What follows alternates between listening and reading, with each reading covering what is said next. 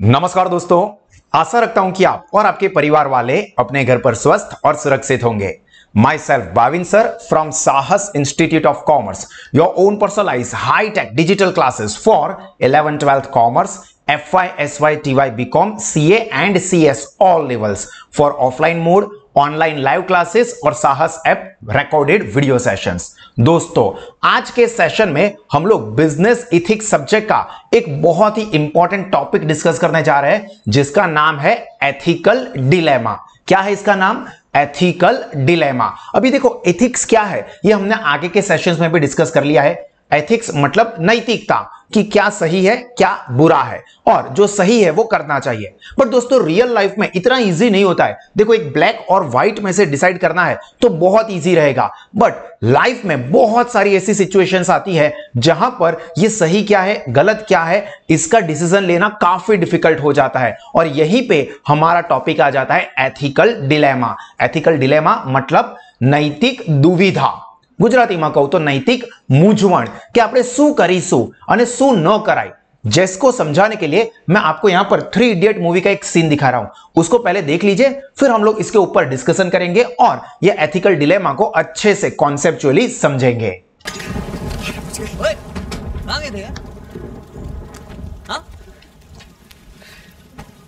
ये ले, क्या है? क्वेश्चन पेपर वारिस ने तुझे फेल करने के लिए खुद सेट किया था।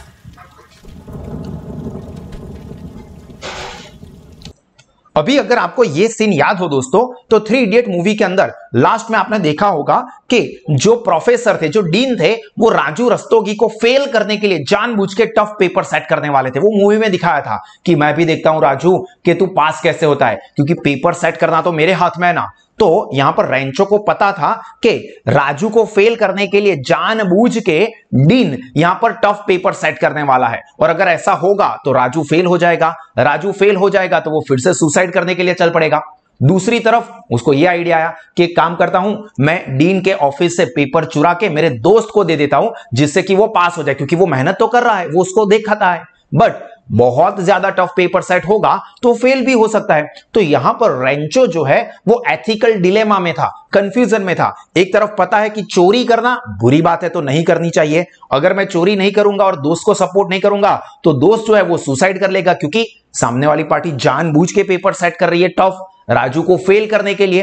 तो यहां पर राजू को बचाना भी जरूरी है और चोरी भी नहीं करनी है। अब ये दोनों सिचुएशन कॉम्प्लिकेटेड है कि अभी मैं क्या करूं। तो यहां पर वो चोरी करता है, नो डाउट ये भी गलत है, और दोस्त को सुसाइड करने देना ये भी गलत है, बट दो गलत में से फैसला लेना है। तो यहां पर बहुत ज्यादा कंफ्यूजन हो जाता है, उसी को हम कहते हैं एथिकल डिलेमा। जहां पर जो हम कई बार नहीं कहते हैं कि सही और गलत में से चुनना तो बहुत आसान है, पर दो गलत में से जब डिसीजन लेने का होता है तो बहुत ज्यादा कंफ्यूजन हो जाता है। यही है हमारा एथिकल डिलेमा। तो देखो, sometimes unethical behaviour takes place because of ethical dilemmas, which is defined as a complex situation in which there are no clear cut guidelines। मतलब कई बार बिजनेस में हमको अनएथिकल बिहेवियर देखने को मिलता है because of some complex situation, जहां पर कोई क्लियर कट गाइडलाइन नहीं है। जहां पर गाइडलाइन है कि आपको ये करना है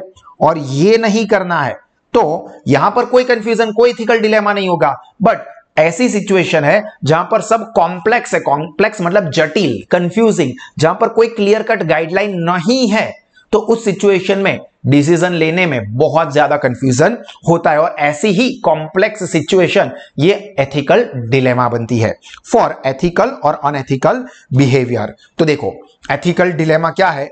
the ethical behaviour is evolutionary and various sources like religion. बहुत सारी जगह पे आपको ये एथिकल बिहेवियर देखने को मिलता है, चाहे वो रिलीजन, धर्म हो, law, social rituals etcetera fail to provide guidelines for behaviour in some situation.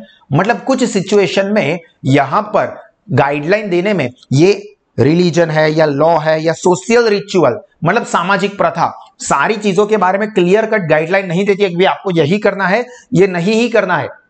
बहुत सारी सिचुएशंस ऐसी है जहां पर आपको पता नहीं चलता है कि हम क्या करें या क्या ना करें, क्योंकि दोनों ही आपको सही लगते हैं इक्वली, या दोनों ही आपको इक्वली गलत लगते हैं।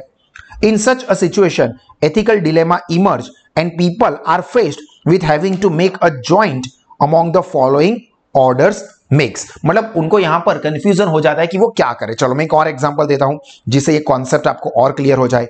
फॉर एग्जांपल एक लेडी है, लेडी एल, उनका एक बेटा है फॉर एग्जांपल मिस्टर ए. अभी ये लेडी ने अपनी लाइफ में बहुत स्ट्रगल करके अपने ये बेटे को पाला पोसा और बड़ा किया. ठीक है, बहुत सारी उसने सैक्रिफाइस की अपनी लाइफ में इस बच्चे की लाइफ बनाने के लिए, और इसको सपोर्ट किया उनकी ही एक फ्रेंड ने. मतलब ये लेडी की एक फ्रेंड थी, फॉर एग्जांपल मिस महिला, मिसेस महिला जो भी है, उन्होंने काफी हेल्प की थी ये लेडी की कि भाई आपके बच्चे का आप अच्छा फ्यूचर बनाओ, इसके लिए आपको जो भी सपोर्ट की जरूरत पड़ेगी मैं सपोर्ट दूंगी. अभी यहीं पे उन्होंने प्रॉमिस किया एक दूसरे से कि इसकी भी एक फॉर एग्जांपल बेटी है, गर्ल है, कि जैसे ही ये ए बड़ा हो जाएगा, अच्छा आदमी बन जाएगा, फिर इसकी शादी हम इससे करवाएंगे. और माइंड वेल, ये लड़की जी जो है वो भी बहुत अच्छी है, उसमें ऐसा कोई ऐब नहीं है, कुछ बुरी है ऐसा कुछ भी नहीं है, बहुत अच्छी है. और ये लेडी एल को, यानी कि ये लड़के की मां को काफी ज्यादा रिस्पेक्ट भी देती है. ठीक है, ये सिचुएशन है. अभी ये लड़का कॉलेज में पढ़ाई कर रहा था, कॉलेज के अंदर बहुत अच्छा था, एकेडमिकली बहुत ब्राइट था. वहीं पे उसको फॉर एग्जाम्पल एक और लड़की मिस सी से प्यार हो जाता है. अभी ये दोनों एक दूसरे से प्यार करते हैं, ये दोनों एक दूसरे से शादी करना चाहते हैं, और ये लड़की भी बहुत अच्छी है, ये लड़की भी अच्छी है, जो भी इसकी रिस्पेक्ट करेगी, जो भी उसको मान सम्मान देगी. दोनों ही एजुकेटेड है, दोनों ही पढ़े लिखे और समझदार लड़कियां हैं. अभी यहां पर मिस्टर ए, उसको क्या हो जाएगा कि मैं मेरी मां की बात मानूं और जी के साथ मैरिज करूं, या मैं मेरी जो प्रॉमिस थी जो इस गर्ल सी को की हुई थी उसको मान के इसके साथ मैरिज करूं. दोनों ही यहां पर इक्वली अच्छे हैं, तो यहां पर कंफ्यूजन हो जाएगा कि मैं क्या करूं. इसी तरह से दोनों ही अगर इक्वली बुरे हैं तो भी एक डिसीजन लेना है, तो क्या डिसीजन ले, ये सिचुएशन होती है एथिकल डिलेमास में. तो देखिए यहां पर significant value conflict among the different interest, real alternatives that are equally justifiable. जैसा मैंने कहा ना कि ये रियल ऑल्टरनेटिव दो थे, एक लड़की जो मां ने पसंद की थी, एक लड़की जो लड़के ने खुद पसंद की थी, दोनों ही इक्वली अच्छे थे, दोनों ही प्रैक्टिकली जस्टिफाइबल थे. अब मैं क्या करूं, तो ये हो जाता है real alternatives that are equally justifiable, मतलब इक्वली सही है या इक्वली गलत है. The significant consequence on the stakeholders in situations, ये सारी चीजें यहां पर एथिकल डिलेमा को बढ़ा देती है. देखिए यहां पर ऐसी चीजें right versus right, ethical dilemma इस सब चीजों में आपको देखने को मिलता है. Right versus right, right versus wrong है तो पता ही है कि राइट करना है, रॉन्ग नहीं करना है. बट राइट वर्सेस राइट है तो क्या करे, मां ने पसंद की हुई लड़की से शादी करे या हमने पसंद की हुई लड़की से शादी करे, दोनों ही अच्छे हैं. तो यहां पर कंफ्यूजन राइट वर्सेस राइट है, क्या डिसाइड करें. इंडिविजुअल इंटरेस्ट को ध्यान में रखे या कम्युनिटी के इंटरेस्ट को ध्यान में रखे. फॉर एग्जांपल मैं पढ़ाता हूं तो मैं मेरे बेनिफिट को देखूं या मैं स्टूडेंट्स के बेनिफिट को देखूं, क्योंकि दोनों ही इक्वली इंपॉर्टेंट है. सपोज मैं सिर्फ स्टूडेंट से बेनिफिट को या इंटरेस्ट को देखूंगा, मैं मेरे इंटरेस्ट को नजरअंदाज करूंगा तो भी दिक्कत. मैं मेरे इंटरेस्ट को ध्यान में रखूंगा पर स्टूडेंट्स के इंटरेस्ट को नजरअंदाज करूंगा यानी कि कम्युनिटी को, तो भी प्रॉब्लम. तो यहां पर कंफ्यूजन है. शॉर्ट टर्म या लॉन्ग टर्म, मैं शॉर्ट टर्म का बेनिफिट देखूं या लॉन्ग टर्म का बेनिफिट देखूं, क्या चीज देखनी चाहिए. जस्टिस या मर्सी, मर्सी मतलब दया. जस्टिस न्याय ये कहता है कि भाई इसको सजा दो, मर्सी ये कहती है कि यार इससे गलती हो गई है, वो मान भी रहा है, लड़का अच्छा है उसका पास्ट रिकॉर्ड या लड़की अच्छी है उसका पास्ट रिकॉर्ड कुछ गलत नहीं है, बहुत सही है, तो इसके ऊपर हमें दया दिखा के उसको जाने देना चाहिए. वरना एक अच्छा नागरिक सिटीजन जो देश का बन सकता था वो जेल में चला जाएगा, जेल में जाएगा तो ऑब्वियसली वहां पर वो बुराई बनने वाला है, क्योंकि उसके जो सराउंडिंग इफेक्ट्स उसको होगी वो उसको नेगेटिव ट्रेन करेगी. तो अभी जस्टिस ये कहता है कि उसने गुनाह किया है तो सजा दो, मर्सी ये कहती है कि यार उससे गलती हो गई है बट समझ रहा है तो उसको दया दिखाओ और जाने दो. तो जस्टिस या मर्सी. ट्रूथ वर्सेस लॉयल्टी, सच्चाई का साथ दे या लॉयल्टी रखे. मतलब फॉर एग्जांपल कई बार आप देखते हो कि कोई कंपनी में बहुत सालों से कोई एम्प्लॉय वर्क कर रहा है, अभी उसको पता है कि उसके ओनर ने कुछ गलत किया है, तो ट्रूथ ये है कि अपने ओनर ने जो गलत किया है वो पुलिस को या लॉ को बता दे और अपने बॉस को जेल में डाल दे। वहीं पे वही बॉस है जिसने इतने सालों से, पिछले 25-30 सालों से उसको जॉब पे रखा हुआ है, उसके अच्छे बुरे समय में उसको साथ दिया है, उसके बच्चों की पढ़ाई के लिए, बच्चों की शादी के लिए बहुत सारा पैसा दिया है, बहुत सपोर्ट किया है। तो लॉयल्टी ये कहती है कि यार भले मेरे बॉस ने कुछ गलत किया है बट मुझे इतने सालों से वो संभाल रहा है, तो अभी मेरी जिम्मेदारी है कि मैं उनको संभालूं। तो अभी क्या करना चाहिए? फॉर एग्जांपल आपका दोस्त है, क्लास बंक करके बाहर घूमने जा रहा है, तो अभी लॉयल ट्रूथ ये कहता है कि आप उसके पेरेंट्स को बता दो कि देखो ये बंक करके ऐसा जा रहा है। लॉयल्टी ये कहती है कि यार मेरा दोस्त है, मेरे दोस्त को मैं नहीं बचाऊंगा तो कौन बचाएगा? तो यहां पर सच्चाई का साथ दे या लॉयल्टी रखे, ऐसी सारी सिचुएशन में ये एथिकल डिलेमास जनरेट हो जाती है। देखो एथिकल डिलेमा, एक ये पिक्चर में क्या दिखा है, presents one such situation that you might face, values are in conflict, the problem of trying to make decision in the grey area, trying to make decision in grey areas of business ethics. Grey area मतलब ना ही black ना ही white, दोनों के बीच की situation है, confusing है। और where values may be in conflict means that many of the questions posed are equivocal, equivocal मतलब समान, इक्वल, और एम्बिग्यूअस, एम्बिग्यूअस मतलब कंफ्यूजिंग, क्लियर नहीं है।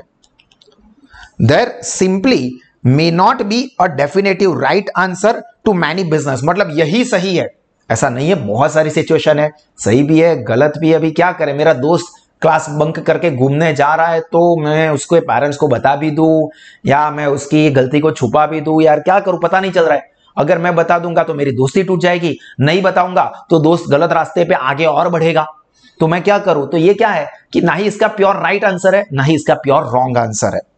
And as is the case with the issue such as an animal testing of the product, देखो कई बार ऐसा होता है कि जो प्रोडक्ट होती है उसको लोगों को, ह्यूमन को देने से पहले क्या किया जाता है, जानवरों के ऊपर टेस्ट किया जाता है। तो वैसे आप देखो तो यार सही है, सीधा इंसानों को दे दे, बाद में इंसानों को तकलीफ हो जाए तो एक काम करते हैं, पहले जानवरों के ऊपर टेस्ट करते हैं, मंकीज के ऊपर, माइस के ऊपर, माइस मतलब उंदर, माउस, उसके ऊपर टेस्ट करते हैं। अभी देखने जाए तो यार बेचारे जानवर भी तो एक तरह से लिविंग बीइंग ही है, भगवान ने ही बनाया हुआ है, तो हम हमारे बेनिफिट के लिए उनका इस्तेमाल कर रहे हैं। तो एक तरफ देखने जाओ तो ये गलत भी हो रहा है। तो ये animal testing of the product ये सही भी है गलत भी है। देखो एग्जीक्यूटिव पे मतलब जो बड़े बड़े लोग हैं हाई पोजीशन पे उनको ज्यादा पेमेंट मिलता है और जो लोअर पोजीशन पे है वर्कर्स उनको कम पेमेंट मिलता है। तो यार ऐसा थोड़ी, वो भी तो मेहनत कर रहे हैं, जो एसी में बैठ के काम कर रहा है वो भी मेहनत कर रहा है और वो तो एसी में बैठा हुआ है, वो तो बेचारा धूप में काम कर रहा है, तो उसको ज्यादा सैलरी दो यार। पर जो इंपॉर्टेंट डिसीजन है, बहुत ज्यादा सोचना प्लान करना जो कि बहुत ही इंपॉर्टेंट क्रूशियल होता है, वो तो वो कर रहा है, तो अभी उसको ज्यादा सैलरी दे या ना दे, या इनको जो कि लोअर लेवल पे काम कर रहे हैं उनको सैलरी बढ़ाए या ना बढ़ाए, कंफ्यूजन है। परसुएसिव सेल्स टेक्निक्स और चाइल्ड लेबर मतलब बच्चों से मजदूरी करवाए या ना करवाए। एक तरफ ऐसा है कि नहीं यार बच्चों से मजदूरी नहीं करवानी चाहिए, दूसरी तरफ ऐसा है कि वो काम नहीं करेंगे तो पैसे भी नहीं अर्न कर पाएंगे, अपने फैमिली को भी सपोर्ट नहीं कर पाएंगे, ना ही उनकी फैमिली उनको निभा पाएगी, फिर वो लड़के आवारा हो सकते हैं, कोई ना कोई ड्रग्स एडिक्शन में या कोई ना कोई बुरी संगत में आ सकते हैं। तो उल्टा अच्छा है, एटलीस्ट काम करेंगे तो पैसा भी अर्न करेंगे और काम में बिजी रहेंगे। दूसरा यार उनको ये नहीं करना चाहिए, पढ़ना चाहिए, बट वो पढ़ने के लिए गए ही नहीं तो उनके माँ बाप उनको पढ़ाई के लिए भेजे ही ना, तो कंफ्यूजिंग सिचुएशन है कि एक तरफ उनसे मेहनत भी नहीं करवाएंगे, दूसरी तरफ वो कुछ और काम भी नहीं करेंगे या पढ़ेंगे भी नहीं, तो क्या होगा, कोई ना कोई आवारा गलतियों में लग जाएंगे। तो ये क्या हो गया डिलेमा कि यहां पर क्या करना चाहिए। तो ये दोस्तों हमारा एथिकल डिलेमा का कॉन्सेप्ट, जहां पर क्या होता है नैतिक मूंझवण, सही क्या है गलत क्या है, बहुत ईजी है, सही करना है गलत नहीं करना है, बट दो गलत है या दो इक्वली सही है, अभी क्या करें, ये जो हमारा स्टेटस हो जाता है कि साला कंफ्यूजन है, उसी को हम कहते हैं एथिकल डिलेमा। तो यहां पर अपना ये टॉपिक कंप्लीट होता है। आई होप कि एथिकल डिलेमा आपको समझ में आया होगा। इस सेशन को आप अपने सारे दोस्तों के साथ जरूर शेयर करें और इसी तरह के और extraordinary education 11th 12th commerce, FY, SY, TY, BCom, CA या CS के कोई भी लेवल के लिए आप या आपके कोई भी फ्रेंड्स अवेल करना चाहते हैं तो सबको जरूर रेकमेंड करें कि वो साहस स्मार्ट स्टडीज ऐप को आज ही गूगल प्ले स्टोर से डाउनलोड करें और ऑफलाइन, ऑनलाइन, लाइव या साहस एप्लीकेशन तीनों ही बेहतरीन मोड पे साहस इंस्टीट्यूट आपको कारेलीबाग, वडोदरा, सयाजीगंज वडोदरा और वाघोडिया रोड वडोदरा पे ऑफलाइन सेंटर भी मिल जाएंगे, तो इसके भी आप बेनिफिट ले सकते हो। God bless you all. जय हिंद।